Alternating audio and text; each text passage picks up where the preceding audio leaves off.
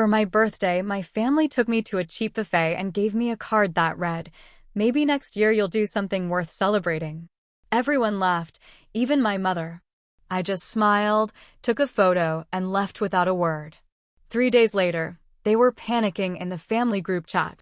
My name is Mateo. I'm 30 years old, and if you asked anyone in my family, they'd probably describe me as the quiet one, or worse, the one who never quite found his way. I've always been low maintenance, never asked for much. I wasn't the golden child.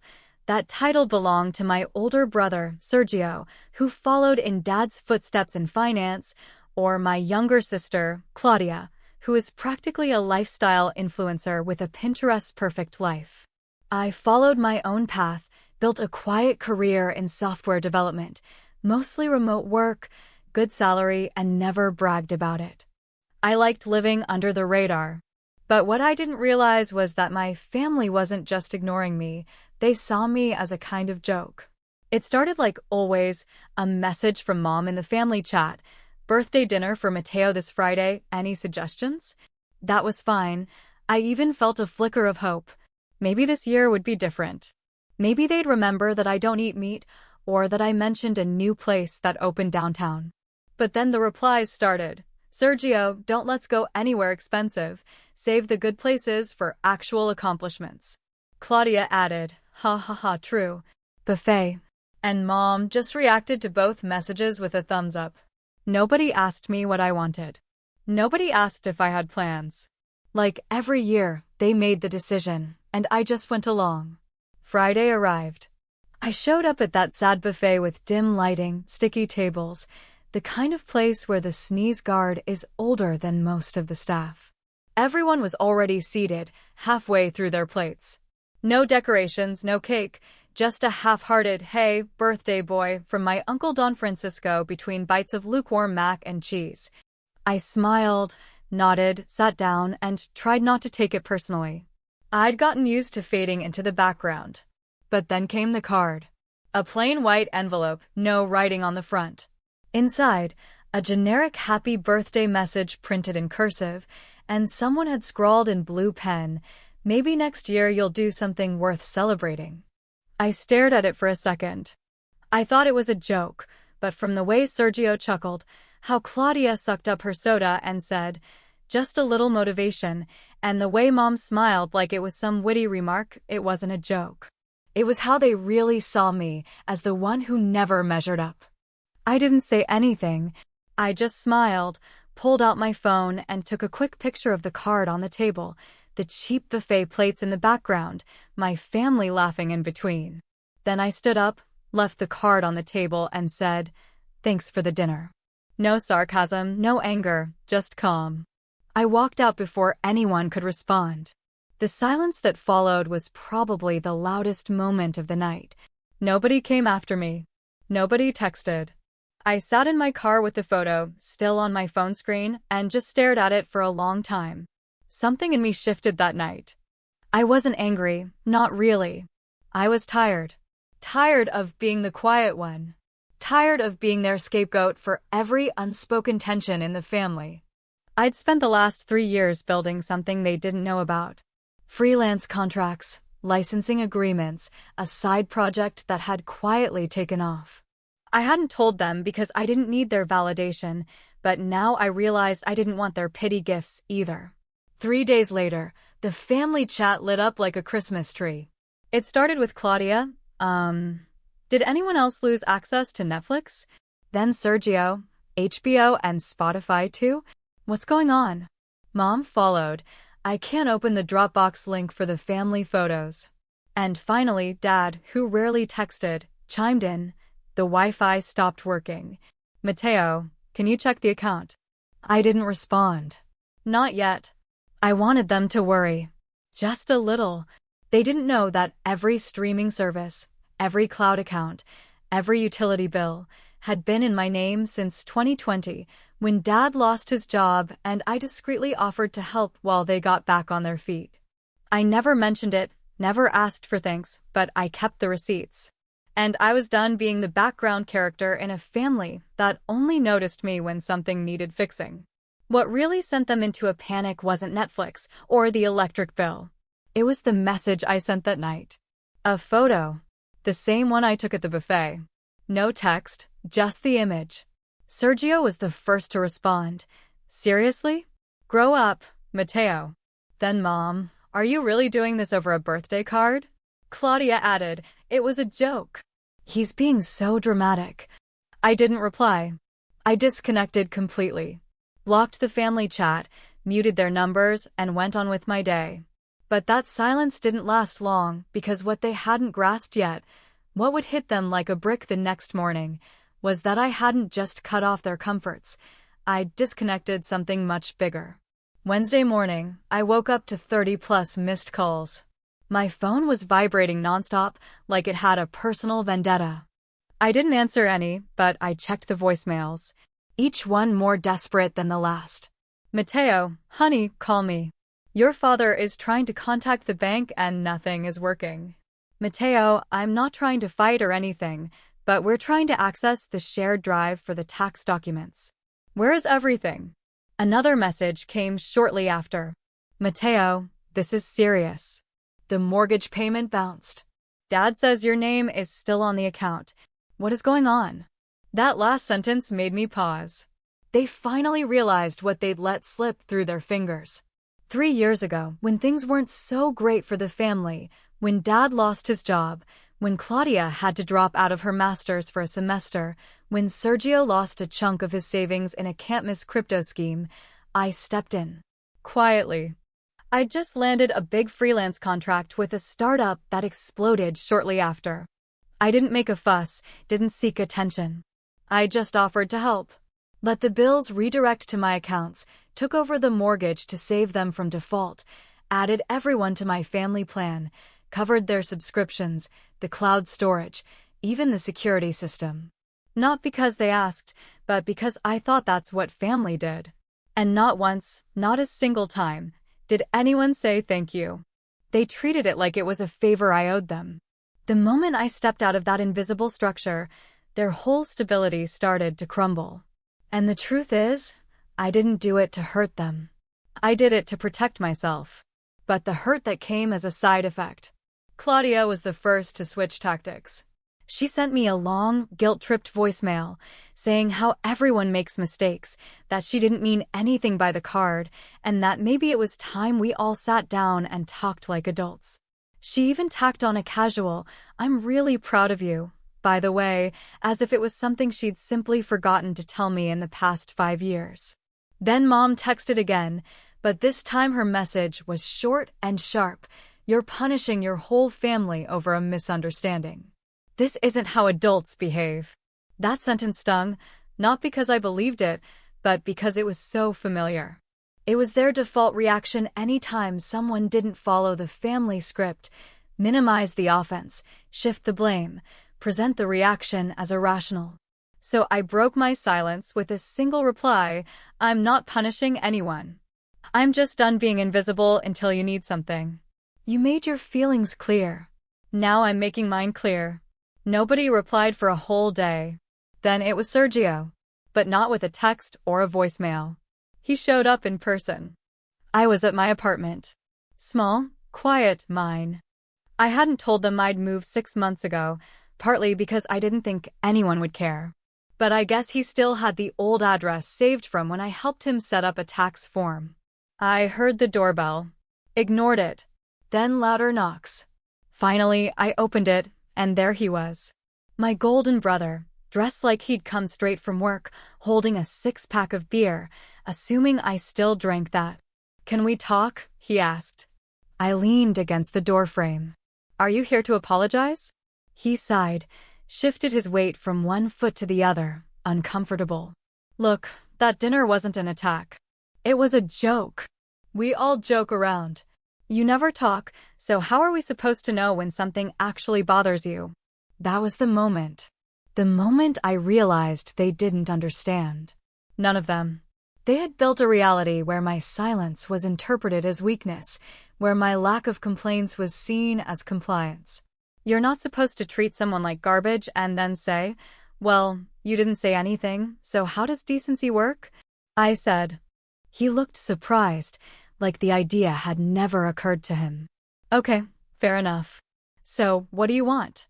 I let the question hang in the air. What did I want? An apology? No, not really. I didn't think I'd believe it if it came now. Respect, maybe. But respect that's forced isn't real.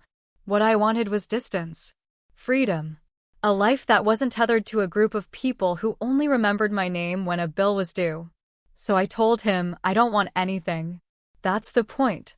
Sergio's face went from confusion to something like contempt. Seriously? You're going to disappear from your family's life just over a birthday card? I looked him straight in the eye. No. I'm finally holding you accountable for 3 years of taking me for granted. That card was just the receipt. He stood there for a second, like he wanted to say something else, then left the six-pack on the ground and walked away. I didn't pick it up. That night, I sat on my couch, finally at peace. Not because I'd gotten revenge, not because I'd made them suffer, but because for once, I'd chosen myself. I didn't owe anyone anything anymore. Not explanations, not money, not silence. But the fallout was just beginning. The next morning, I noticed the voicemail from my father. He rarely called me directly.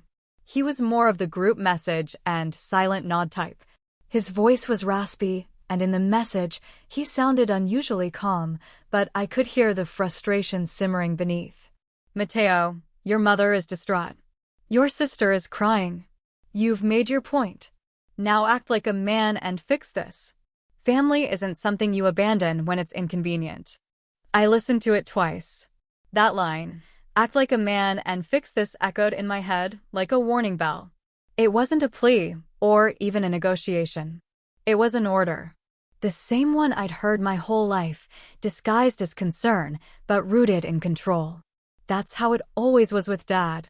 He didn't yell, didn't hit, but he knew how to remind you who paid the bills, even when it wasn't him anymore. The most ironic part, if it wasn't so pathetic, is that he genuinely believed I still owed him something after all this. After covering the mortgage for 3 years, after handling Mom's medical bills when her insurance lapsed, after paying off Claudia's maxed-out credit card when she accidentally used the wrong one. I had receipts for everything. I had been the family's safety net, and they only noticed when I stepped away. Later that day, Mom messaged me on Facebook. She never used that app for anything other than cat videos and reposting church event flyers, so I knew it was intentional. The message was short, direct, as if she was trying to cling to the last shred of moral high ground she had left. We're struggling. I don't know what you're trying to prove, but it's not too late to make things right. Your father says we could still refinance with your name on the paperwork. If we miss another payment, we could lose the house. Please think of your family. That house. The house I grew up in. The one they remodeled with money they didn't have while I lived in a tiny apartment, fresh out of college. The same house I kept afloat when Dad's pride wouldn't let him admit we were sinking. That house never felt like mine, not even when I was paying for it. And now they wanted me to come back and save it again. I didn't reply. Instead, I started gathering documents. Not because I was going to help them, but because I wanted to protect myself. See, I'd never officially transferred financial responsibility. The utilities, the streaming platforms, even the loan I'd co-signed for Claudia's short-lived bakery dream, they were all still legally tied to me. If they defaulted, I'd take the hit. That's what scared me the most. Not their manipulation, not their sense of entitlement, but how silently and completely they had woven their lives into mine without giving me any say. So I made calls, canceled the cosign, contacted the electric company, and formally removed myself from the account, locked my credit profile, froze every account that wasn't exclusively mine. I wasn't just walking away, I was bolting the door behind me. It took 2 days, and when the dust settled, I got one last message that stopped me cold. It was from Grandma Carmen. She was the only person in the family who always treated me like I mattered, simply for being me. She used to sneak me chocolates when I was grounded for talking back, And she never forgot a birthday, even if it was just a card with a little hand-drawn picture. They love you, she always said. They always have. But this message was different. I heard about what happened. I wish they saw you the way I do. I don't blame you, Mateo, but I miss you. Please don't let their foolishness harden your heart too much. You're a good man. Don't forget that. I stared at that message for a long time. The next day, I drove to her house. I brought her favorite cinnamon rolls and some tulips. We sat on her porch in silence for a while before she said anything. They don't deserve you, she murmured, sipping her tea. But they'll come crawling soon enough. Pride always bows to desperation. She wasn't wrong, because the following day, right after I officially cut off the emergency line of credit they'd been using behind my back, I heard another knock at my door. But this time it wasn't Sergio. It was Claudia. She looked different. Not her usual, perfect self. No makeup, puffy eyes, sweatshirt and leggings, holding a plastic bag like it was a peace offering. I brought food, she said, her voice raspy. And I just wanted to talk. Please. I didn't move. Not at first. I kept my hand on the doorframe, studying her like I didn't know her, because in many ways, I didn't. But something in her face, genuine or maybe just very well-disguised desperation, made me step aside. She came in, set the bag on the kitchen counter, and looked around like she didn't expect to have gotten this far. Mateo, we screwed up, okay? We really screwed up. I didn't say anything, just watched her. I'm not going to pretend we didn't say horrible things. I laughed at the card. I said things I can't take back. I've been selfish.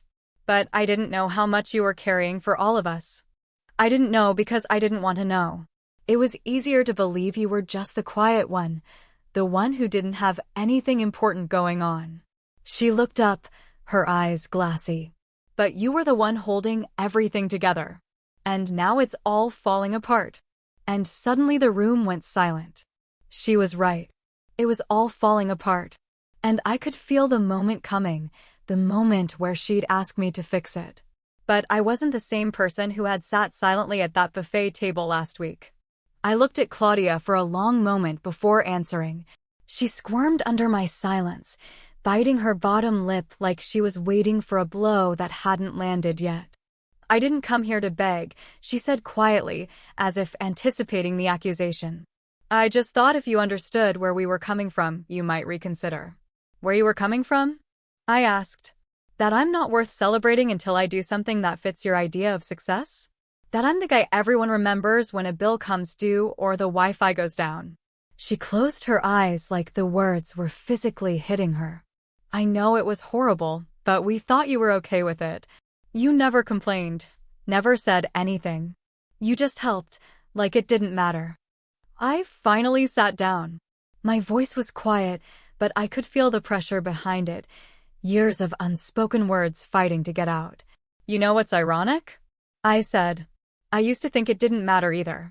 That it was easier to just not say anything, do my part, let Sergio have his trophies, you have your spotlight, Mom and Dad pretend that I just floated through life without ambition. Claudia was watching me, her shoulders hunched like she was trying to make herself smaller under the weight of the conversation. I never cared about the recognition. But you know what I realized? It wasn't that I didn't matter. It was that all of you agreed that I didn't matter and you were comfortable with that. She lowered her head, her voice barely a whisper. I guess we thought you liked being in the background. That you were just different. I didn't reply. You made me the background. Every time I did something worthwhile, it was overlooked or turned into luck. Every small success was drowned out by one of Sergio's promotions, or your next big trip. I was the emotional support wall, and when you built your house on top of me, you never looked down to see who was holding it up. I stood and walked over to the counter, picking up the bag she'd brought. Inside was takeout from my favorite Thai restaurant, the one I'd mentioned offhand in a text message over a year ago. It was the first time anyone in the family had remembered something so specific about me. I appreciate this, I said, setting the bag back down. But a bag of curry doesn't fix years of being treated like I don't count. I know, she said quickly. I know it doesn't fix anything. But it's not supposed to. It's just a start. I sighed and ran a hand through my hair. Remember when I helped you with your bakery? I asked. Her eyes flickered. Yes. Do you know how many loans I had to defer to get you that $15,000? She swallowed, her face pale. No. No, I didn't. Of course you didn't, because you never asked. Nobody did. She looked at me with something like shame, but also, maybe for the first time, with real understanding. Do you want me to come back? I asked. Back to the group chat, to the bills, to the support system they all relied on but never acknowledged. She didn't answer, but her eyes said it all. You never asked me how I was doing. You never treated me like someone who had their own life, their own responsibilities, their own goals. She lowered her gaze, her hands trembling. Do you want the version of me that says yes to everything and smiles while you laugh in my face? No, she said quickly. I swear, I don't want that version of you. The one that finally tells us the truth. For a moment, I believed her. But it wasn't enough anymore. I'm not going back, I said quietly. Her eyes went wide. Mateo, I'm done being your safety net. I've cut off all the shared services. I've removed my name from everything. You'll have to handle your own bills, rebuild your own credit. I'm not doing it for you. She looked like she wanted to argue, but couldn't. I don't hate you, I continued. I'm not doing this to punish you. But I'm also not going to let you keep using me. I deserve more than pity and guilt-laced loyalty. I deserve respect. I do respect you, she whispered. Then let me go, I replied. Respect me enough to let me go. Tears started welling up in her eyes, but she nodded slowly. Will you ever come back? She asked. I shook my head.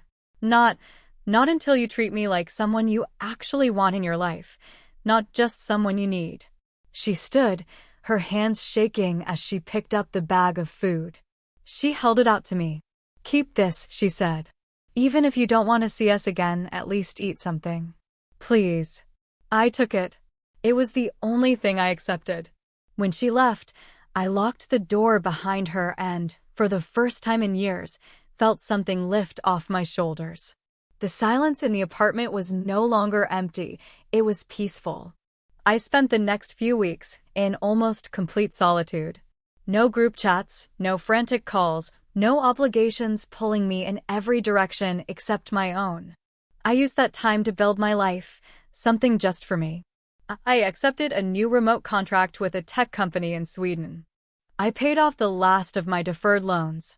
I even booked a solo trip to Kyoto, something I'd wanted to do since college. It took them a while to realize I wasn't kidding. Sergio sent one last message. You've made your point. But don't forget who helped you get where you are. I didn't reply. Just took a screenshot of the message and filed it away in a folder I now call Noise. Mom sent a birthday card the next year. No jokes. Just a simple handwritten note. I'm sorry. I miss you. Love, Mom. I didn't reply to that either. Not out of spite, but because I'd learned something vital. You can forgive people without giving them access to hurt you again. 6 months later, I received a letter in the mail from Grandma Carmen. Inside was a small, square photograph of the two of us on her porch, tulips in her lap, a cinnamon roll in her hand. She'd written on the back in her shaky handwriting, "They're learning. Slowly, but you don't owe them your peace. Keep going. I'm proud of you." That one I framed. I live in a bright apartment in Stockholm now. Work with a small, brilliant team. Walk to a nearby lake every morning with my coffee, and I've started painting again. I still don't make noise about my success. Don't post achievements disguised as humility or drop subtle hints in group chats, because I no longer need them to see me in order to feel seen.